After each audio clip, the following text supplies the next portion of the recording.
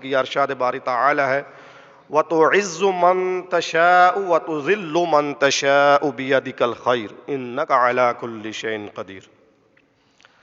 اور اللہ جسے چاہتا ہے اسے عزت عطا فرماتا ہے اور جسے چاہتا ہے اسے ذلت عطا فرماتا ہے، اور خیر اللہ ہی کے ہاتھ میں ہے، بے شک اللہ تعالی ہر چیز پر قادر ہے۔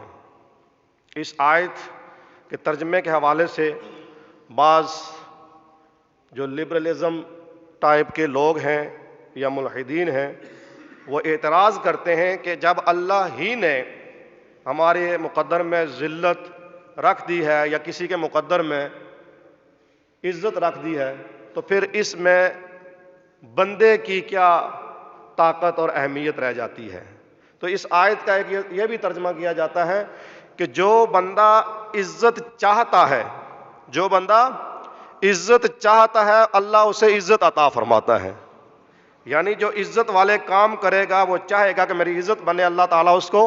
عزت عطا فرمائے گا، اور جو برے کام کرے گا، جو چاہتا ہے کہ میں برے کام کروں، اللہ تعالیٰ اس کو ذلت عطا فرما دیتا ہے۔ تو بندہ جیسے چاہے گا اللہ ویسے ہی اس کے ساتھ معاملہ فرمائے گا۔